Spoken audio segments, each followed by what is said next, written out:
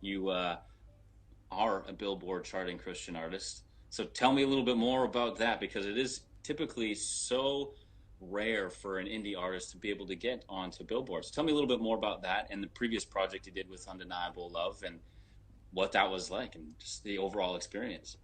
Yeah, dude. So I have you to thank for that one. This guy, dude, he walked me all the way through it. Uh, I don't even know how it happened. I just got with the Play MPE, and I don't know. It was like I think it was like an initial email that I sent you, and it was like, or just to Play MPE in general, and then you like hopped on a call. I got this phone call from Canada, and I was like, like Canada, hey. Can I trust the phone call? Who is this? Yeah. So yeah, dude. I don't know. I just we you walked me through the process, and we got it just sent out, and then it just kind of went from there. Whatever happened after that just happened, and it ended up getting up on Billboard, which was like super dope. Yeah, um, like how did you end up hearing about that? Were you just chiming into like Billboard charts and that's how you found out? no, so I got an email from somebody at Billboard, and I was like, "Did you guys get the wrong email?" Was there a mistake? But yeah, no, they emailed me and they were like, "Hey, we don't have any of your details, you stranger, because why are you here? So we need to reach out to you and ask you some details about who you are and all that." So yeah, they're like, "Yeah, you broke top 50," and I was like, "Oh my gosh, like Amazing. no, no way, You're like, are you sure? Like, are you really, really sure this is the right person? dude." That's literally what happened. Yeah, man. I remember you sent me the email after it had happened, and I was just so excited for you because you were the first artist I'd ever worked with that had actually come back and been like, "Hey, just to let you know, I broke Billboard charts, and I'm excited." Yeah. What do I do? What do I Yeah. do? What happens next? What do we do? Where do we go from here? And yeah, just all of that excitement. That's absolutely why I was so happy to be able to join Playing P, to have conversations like this, and conversations like we did initially to help indie artists and just anyone who's coming through the platform to gain more exposure, get into the right hands, and hopefully then propel their career forward. And I certainly can't take all the credit because you absolutely have the content that is pushing that. And of course, there's another portion that helps because I did also touch on the fact that you were a finalist of The Voice. I know you want to try and talk about that a little bit, but not too much to keep it on the hush hush. Okay. Well, if you know about it, it's this show called The Voice. I'm not sure if any of you have heard of it, but Charlie Rey had a great time there, and now we're moving forward with his career. But tell me a little bit. Just tell me a little bit about how that experience was. Dude, it was great. The whole experience was fantastic. They treated you like royalty. They paid you well. They fed you well. They put you. I mean, but it was a little bit like jail in a hotel, like luxurious prison, because you weren't allowed to like leave the premises. I mean, it was all in Los Angeles, and I'm in Long Beach, so I'm like what Mm. 20 down the road. But I had to get dropped off. I couldn't even have a car. Oh, Uh, wow. so I had my family drop me off. It was great. It was just so much pressure, like that was the turn off for me was the pressure. Mm. Hey Phoebe, um, it was the pressure that kind of threw me for a loop. That I was like, it just kind of takes the fun out of singing. Right. And, like Anything previous to that, like on any similar, I guess, note? no, I mean I've played shows before in like church Yeah. and but like never on that scale. Like that was a large scale. What got you to I guess to audition? Yeah, so I had done this EP, right, with this out in LA, and um me being this naive like 19-year-old, I was like, oh, that's it. I'm set. I got it made in the shade. So when it naturally didn't happen, uh, I I was emailing everybody that I had some kind of contact with, and I was networking and just trying to do everything I possibly could. And then I came across this PR firm in out in Beverly Hills, and they're like, "Hey, like your songs are okay, like, but we need something to jump off of. So why don't you do The Voice?" And I was like, basically, it was just appeasement for me. I was like, I'll do the voice just because you told me to, and then I'll like when I inevitably get kicked off and don't make it, we can go back to the conversation. But I don't. I just got on and I kept going. I was very surprised. That's awesome. And well, I mean, I think you are being very modest as well because you have quite the repertoire in terms of your vocal capabilities and just the few tracks that you've released thus. Come on. Okay. The few tracks that you've put out thus far and the EP are just showcasing your growth as an artist even more. So I think having that platform for yourself, of course, with the pressure and all, it just kind of pushed you quicker to develop into the artist that you currently are right now. So I think, of course, with everything, in hindsight, you always look at it as an experience, something to learn and grow from. So regardless of how, you felt in the moment, you can look back on and be like, hey, that's something off the bucket list that not too many people can say they've performed on a nationally televised program. So you have that leg up on a lot of people as well. And especially getting to a point of being one of the finalists like that's just crazy. That's amazing. Yeah, no question. Yeah. I don't regret it. I'll say that I don't regret it. It was fun. It did a lot. I mean, it even like after the show was over, it just opened like tons of doors where you're able to take you a little more seriously as a musician, because like just some guy coming cold off the street and saying I'm the best, so it was good. It was good. I don't regret it. Yeah, amazing, man, amazing. Well, tell me a little bit more about the latest track. What was the inspiration, and when did you write and record it? Yeah, totally. So I co-wrote it with some amazing writers out in Nashville. I want to say, like a year ago or so, a little over a year, maybe a little under a year. I remember we talked about you going on that trip actually after you released Undeniable Love. Yeah, straight up. So I went to there and then did a couple of writing rounds and all that, and then when we decided to cut the song, I flew back out to Nashville, which was kind of like right before I think quarantine hit, maybe a little further on before it started. So the song was really written out of kind of like accepting frustration. So allow me to elaborate for a second. So I guess in life it just gets so stressful when you just don't have all the answers, right? You just don't know what the heck you're doing. I mean, for me in particular, I mean, I was doing a dozen things. I mean, between being a dad, between being a husband, between going to school, between moving back and forth from Nashville to LA, and then doing music.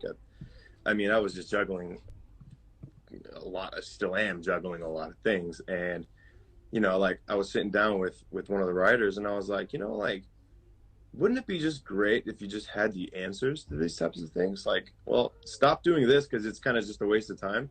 Right. But then, he was like, well, I think that's kind of missing the point. Like the point is to, as a Christian, like you are able to let God kind of just do his thing, and it can just be such a weight lifted off your shoulder when you allow that. And at that point I was like, you know what? Like, all right, let's go. Like, whatever. I'm ready to go. So like, yeah, let's start writing. And then it was just like, oh, I'm ready to go. Like, kind of like took some of that pressure off your shoulders, just like brushing yourself off. Like, okay, let's get to it. I'm ready. Yeah, exactly, man. And that's exactly kind of how it went. It was just that whole. I'm gonna put this phone down because I think I'm shaking it too much. There, can you see me? Perfectly. I'm in a terrible hotel room that smells like cheese, and it looks like built in like the 50s. What kind of cheese though? Because if it's like a blue cheese, it can be really bad. It's kind of like an old blue Greek cheese. Okay, bad or just extra acquired. Who knows? Sure. Yeah, for sure. I guess on the note of the release, what's it like releasing a track now in this whole isolation / quarantine and COVID thing that we have going on? Competitive. I was just talking with one of my radio promoters out today, and he was he's like, during this time I have never seen more music get released than now. So because everybody's bored out of their freaking minds. They're just, I mean, what else is there to do but work on the next 3-4 albums? So, yeah, everybody's been just pumping out songs and recording the songs. I mean, and you can do that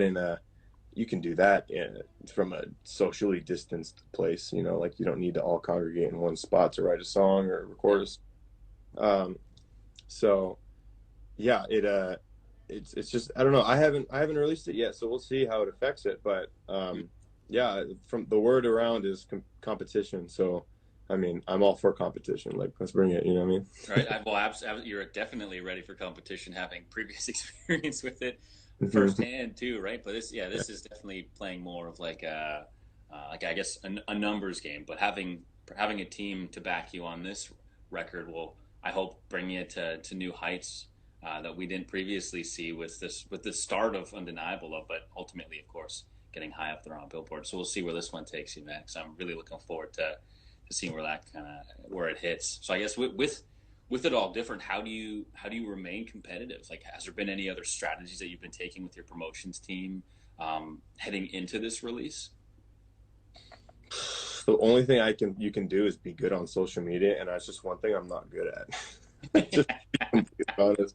That's the one thing my wife gets on me all the time for is, you know, you haven't posted in a week. And I'm like, well, I don't think I've done anything interesting this week. So what am I supposed to post? So that's it. I mean, honestly, that's all you can do. I mean, you can just be up on socials, and you can't tour. You're like, you know, like, that's really the only thing musicians do is tour, interview, and write. I mean, it's like there's nothing really else you can do. So Are you on? Speaking of socials, are you on TikTok? negative. I can't. Man, I'm telling you, it's the one. It's the. You're I'm killing not me, on. man. I'm not on it, and I can't say I have been. Well, Instagram certainly helps with that. Thank you, Instagram. Yeah. Getting all those snippets of TikTok dancing and So you are all doing the that dance. stuff. Yeah. Do you know that one?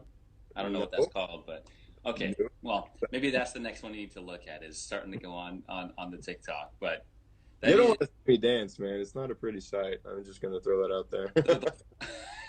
the funkier, the better. I swear, that's what it is, really. Yeah. Well, I All it mean, takes. yeah. All right. I You mean, want to give it? What's your go-to dance move? You want to give us one right now?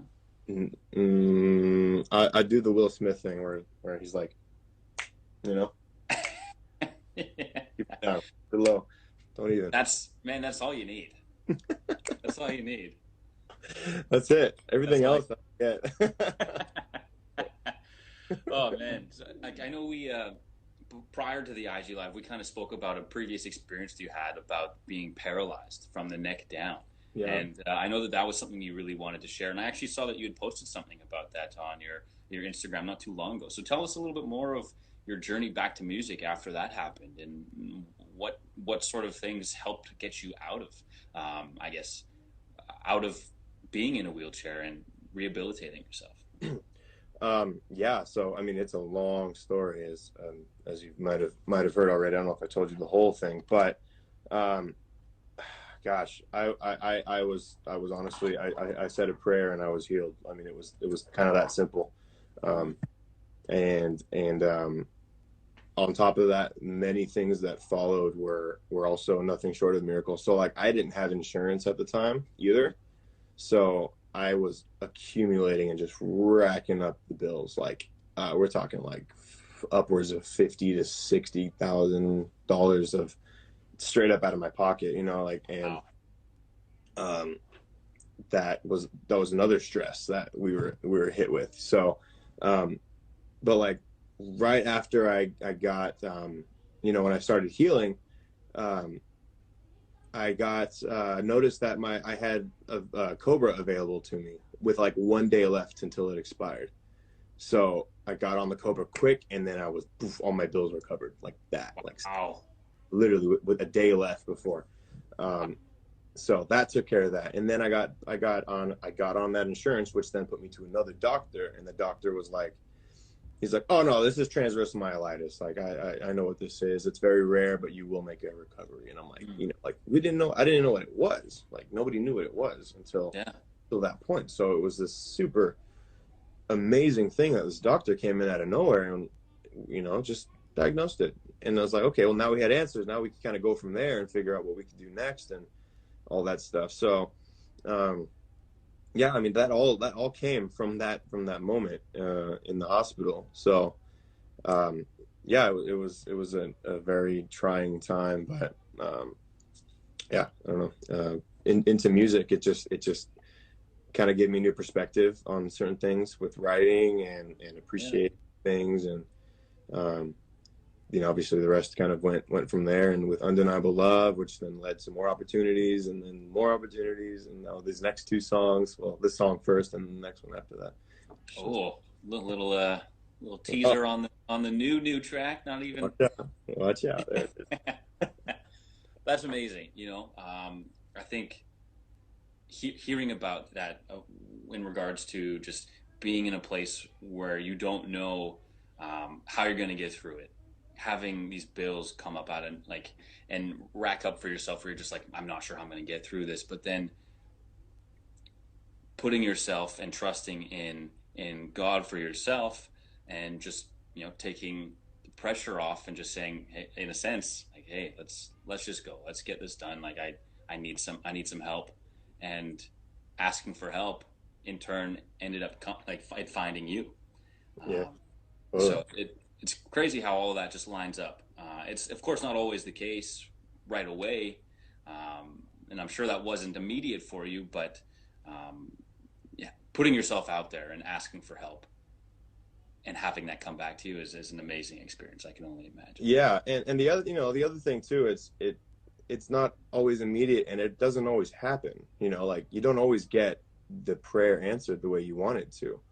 And that was the other part that I was dealing with the entire time as well, was, like, how am I gonna cope with accepting kind of the outcome of this? Like, that was the other part.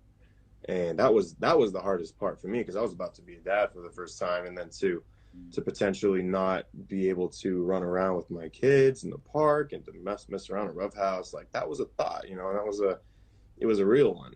And that was the more scary part of the whole thing. So I was fortunate, and I know not many people are, but again, that's beyond my reasoning, that's beyond my comprehension to know how God works, and to trying to figure that out is just a headache. So yeah, I take things. Of course. And I of course, I follow you on your Instagram and see that you are very active with your kids, and you guys do dirt biking and all that other stuff to get outdoors. So like you said, it doesn't happen for everyone, but it's part of a process. And I guess, do you have any messages of hope for those that may be in a similar situation? Trust. That's it. That is the best part. Letting go. Like, that is literally the essence of Undeniable Love, and Ready to Go. Frankly, they're kind of built off the same premise of just letting go. I mean, no matter what it is, like, there's more to it than we can kind of comprehend, and one step at a time. And that's it. I mean, really, there's nothing else you can do, but it's all good no matter what, because God is bigger than all things, and there's nothing else to rely on that you need to rely on. Mm. Yeah, no, I mean, that's great. Trusting in the process, right? Trusting in the fact that sometimes it's a slow process, whether that be in healing, whether that be in your career, musical career, or outside of that as well. We don't all have the same path, or we all don't go down the same sort of path to get the same results. So it's huge. Trusting in the process is very that process. It's part of the process. I knew we were gonna have a good time today, man. I had to. Yeah. Well, I guess. I love it. It's my favorite. Is that a quote from somewhere? Like, I know it is. Trust the process? Yeah. Well, if you say trust the process, and it's the Philadelphia 76ers, I would. There you go. Nice shirt. Shout out Philadelphia. Yeah, nice shirt, by the way. How y'all doing? We're not doing so great. Down two. Big time. Yeah, but you know, I thought I'd show some love for the only Canadian team in there. So we'll see. We'll see how it goes. I haven't been following it too closely now that hockey has come back. So Okay. don't even get me started. I guess it's all about you. I don't want to talk about sports right now. Oh, man. Well, just trust the process, okay? Whatever you do. Trust the process. Absolutely. Every time. Every time. So do you have any plans, I guess, upcoming for any sort of live performances during this whole isolation or anything like that? Man, I've been juggling back and forth with that, like trying to figure out what I can do legally and also safely at the same time. Right. I don't know. I was talking to my wife the other day, and I was like, "Hey, can I throw a backyard like party, not a concert, and just try to do some stuff?" And she was like, "Probably not." You know. And I'm like, "Well, what else? What else can you do? I don't know. I honestly don't know. It's the weirdest thing. I don't have the resources to do like drive-in things. I mean, people are starting to do that, which is awesome. Mm-hmm. Not quite there at the momento, Yeah. but one day we'll see. But yeah, no, nothing. I'm just gonna keep writing and recording and one step at a time. You know, that's all I Yeah. got. Literally all I Yeah, got. absolutely. I mean, those drive-in shows look amazing, but it's certainly like like a really big production. I remember seeing one out of the UK, like one of the first ones, like I guess large picture, and you could see there's probably hundreds of people there, within the confines of this whole pandemic. But you have to set up all these different booths that are all isolated. So I know eventually you'll definitely get there if that becomes the new norm, because that's where you're headed, man. I absolutely believe in that. But I guess in your whole writing process, how do you write? Do you have like a specific setup that you use? Do you get into a specific space? Tell me a little bit more about how you write. I love co-writing. That's like Hmm. that is my go-to. Um, I don't know. I love the vibe. I love the companionship, and it's just the best. So that is my favorite thing. So before I write, I don't really write on my by myself as much as I used to, because Yeah. when I in the room with other people and we started co-writing, it was just such a blast. So um, yeah, usually I'll try to set up some rides. I mean, they're all in Nashville, honestly. So I have to make a trip out to Nashie, and then I'll try to set up at least 4 or 5 rides for the week. And the process usually starts off by an idea or a melody. Hmm. I'm usually a melody guy, Hmm. so I usually do all the melodies, and then we usually have like a guy who's doing like production, and then a solid songwriter that knows how to cater toward um, the audience and the radio stations without selling out, which is very important to me. So um, yeah, I try to keep it 100 and try to be honest in my writing and my style. So, but yeah, it usually starts off. More recently, it's been an idea, I guess, or an idea and a thought, which then we build upon that. So that's usually the how it works, how it starts for me anyway. Some people do other things, but Yeah. yeah. When you said melody, are you coming in humming something, or if you had like a couple ideas? Yeah. Dude, my phone is like hundreds of different melodies and the All these voice. voice notes or Yeah, little videos. I look like a freak sometimes walking around. I'll just be like, you know, people are like, Just dude, walking down the street. just feeling good. Yeah, and I'll try to cover it. Like I'll be walking around and I'll try to cover it. Like I'll be like, like look at me like guy having a good day or something. what's what's Yeah, going on with that guy? double take. Yeah. Yeah, through and through, melodies are my thing. That's awesome. That's awesome. Yeah, like finding what works for you and what helps you get into your creative space quicker with all these like little voice notes is probably like a producer's dream to have an idea, because the hardest part to start, I imagine, for most projects, for when I was making music as well, was just coming up with an idea. Yeah. So when you have that already, like a guitar right there. Yeah, no, I was gonna say that's what do we got? Fender, Squire. How big are we going? Fender, Squire. I don't know. It's like Yeah, okay, but is a Fender not a Squire? Okay, I just want to see I, how big. it doesn't have proper head on it. I got it in Portland years ago, and it was from a thrift store, and it's all banged up, but it looked amazing. Yes. Yes, dude. The whole part of like making music, was that something you knew you wanted to do from the early get-go? No, honestly, I was a motorcycle rider through and through. I mean, I used to race and I used to do really good. I mean, I was pretty darn good. I was on a path toward pro status, like legit. So, Wow. but I just had too many injuries, and I decided I didn't want to get hurt anymore. So I quit. And I've always been a guitarist at heart. That was like my first thing. Mm-hmm. So like I wanted to be like like the Led Zeppelin. I wanted to be the next Jimmy Page and start a rock band and do all that stuff, which I did a couple in high school, but that music isn't accepted these days. So kind of had to switch gears a little bit. And so no, I wasn't a musician. I didn't sing honestly until like I didn't try to sing until like The Voice, to be completely frank. I like No way.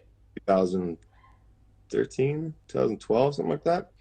I didn't sing at all. I didn't try to. I was a guitar player for my band. I would try to go find singers, and then, I wrote songs a lot, but like, I would always try to find somebody to sing them, and then eventually somebody was like,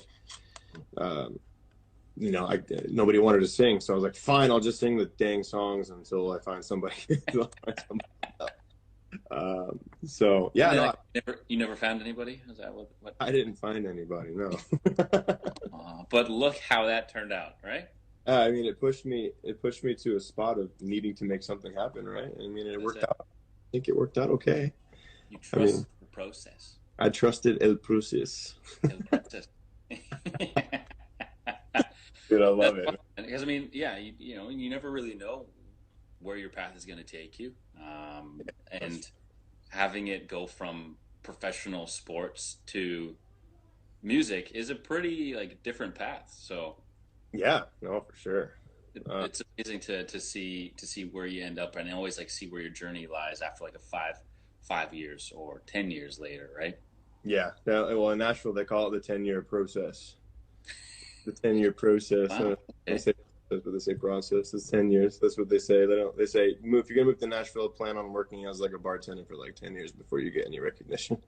Right. But trusting that process is important, right? It's but it's interesting. Yeah, I mean, there's always like the 5-year plan, but yeah, 10-year plan in Nashville, eh? Yeah, it's legit. It's a legit thing too. Yeah. I mean, it's a long one. It's a long. Well, it's that the hub of music, man. Huge hub of music. Yeah. So many talented writers and producers and teams in that space. I mean, like, it would be hard not to want to go spend some time there. That's for sure. Yeah, dude, totally. Have you not been? You not been in Nashville? No, I've never been. As soon as we're allowed to start flying inter borders, we're certainly going to be doing a lot more of that, and I hope to be able to make a trip out into LA, and we'll hang out and start a new process. Please, dude, start the new process. Well, man, was there anything else you wanted to share with the people who've tuned in? And because we'll be posting this later to our socials. Anybody who's tuning in, anything else you wanted to share or promote about any upcoming events, or I guess, of course, this upcoming release, so that you can do a little shout out about that as well. Yeah, dude, totally. I as far as like event planning, not much going on in that realm, but I am trying to be better at social media. So if y'all want to follow me along, I'll do my best. Be interesting. This song, I want to shout it out to one of the songwriters' dad who recently passed. Yeah, he helped me write Undeniable Love, and he helped write this song. Wow. And he produced both of them. So he's a dear friend of mine. His dad just passed. So, and he just had my condolences, Charlie. He just had his second son too. So it's shout out to Josh and his family, so. Okay, we got a question from Jackie6214. Hi, Mom. You always gotta love the support. Yeah. Hi, Mama Ray. When is the next song coming out after the one tomorrow? Wouldn't you like to know? Inquiring minds. It's a, I don't know, honestly. I'm not going to say anything. I don't know. Did you say as you coughed? Was it that sneaky? I didn't catch it. Yeah, that's it. You didn't catch it? That's the point. What was the point? All right, Jackie, stay tuned. I'm sure you'll get the inside scoop, if anything. Kinda. Yeah, right. It's difficult. It's difficult. Yeah. I got one more. What is your dream duet? Thanks, Kate. Oh, my dream duet, dude. Yeah, that's a good one. What genre of music are we talking about here? Because if it's like Christian music, I would die to play with Keith Green. Shout out Keith Green. Oh, dude, rest in peace. But like, just die to play with that guy. If it's not Christian music, I would just absolutely adore the chance to play with Frank Sinatra. Wow. So unfortunately, both of those men have passed, and I will never get that opportunity. I mean, people release content all the time, post-mortem. Yeah. You never know. There could be one in the vaults that needs a little Charlie Rey spin on it. You never know. Do it. Yeah. I mean, I actually started singing because of crooner music too. So, that was like my thing. I always sang in Sinatra and Dean Martin and all those dudes. Always. That's how I started. So. Oh wow, that's amazing. Rat Pack. That's right. Straight up, man. That's what I mean. If I had the opportunity to do that, I mean, hopefully, rest in peace, Mr. Sinatra. He's up in heaven. I'll be able to play with him one day. With Keith Green too, it'd be great. So great. I guess on the topic of like dream situations for music. What was I going to say? Something about live show. What would be your dream live show to go to? Would it be then someone from the crooner era to go see, if you were able to see somebody live that is either alive or past? Probably going to be the Rat Pack, because it's more than just a concert. It's like a show. You know what I mean? Experience. Yeah. Yeah, they mess around with Sammy Davis, and it's just this hilarious time. If I had to pick a different one, I wish I could have went and saw Zeppelin before they were done. Oh, yeah. It's just, but they're done. So I'm striking out here on what I wish I could do. It's like 3 of not getting anything. Well, I mean, with the way technology is now, you can almost recreate that, but in your living room, by watching some live experiences, right? Like they re-release all that sort of stuff now, but same sort of experience. Dude, I mean, like they're doing like, what are they doing? The holograms now. Like, wow. Oh, like the Tupac one they did at Coachella a couple of years ago. Like that's exactly. Insane. And that was just the beginning of it. Who knows what sort of live concerts they'll have that'll incorporate people who are no longer with us, or make dream scenarios come true and have artists perform together live on a crazy stage. Like the possibilities are endless. And I watch a little bit of Black Mirror. Have you ever seen that? No, I haven't seen that one. Black Mirror? Yeah, I'm pretty sure it's Black Mirror. It's a little dark at times, but there's a crazy episode where they use like a holographic projection of someone to blow them up and make them giant on stage in one of the shows.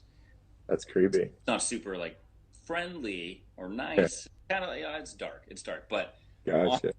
On that note, you just never know where technology will take us. Like dude, with us moving into these new spaces for creative ways of having shows, who knows? Like you might be able to have a live show from you performing in your living room or on the road, but you could be playing somewhere in like Indiana, an Asian market or South American market. Who knows, right? Oh yeah, for real. And then eventually, robots will rise up and take over the world. I mean, Terminator was telling us all about it back in the 90s already. They warned us, man. They're warning us. And Elon Musk with his chip thing that he's got going on. Yeah, just so creepy. The beginning. So not for it. Like don't do anything to my body, just stay away. It's fine. So It's like having a Hey Google or all of that stuff up in your mind. It's yeah, great. dude, have you seen that movie with Justin Timberlake where they were like they had like their currency or in their Yeah. time, not currency. Time was their currency. Yeah. If you ran out of time, you just plop dead on the floor. Like, Yeah. Or you just stay young forever, depending on how much time you have. yeah, so for real, yeah, it's so eerie. Golly, it's so creepy. I remember wanting to be like that at a certain point, but after watching that movie, it was like, no, no, thank you. I'll appreciate the time I have yeah, seriously, with the fun people like Charlie Rey with us hey, on IG Live, and appreciate you stopping by with us, man. Everyone, we'll see you again for the next IG Live.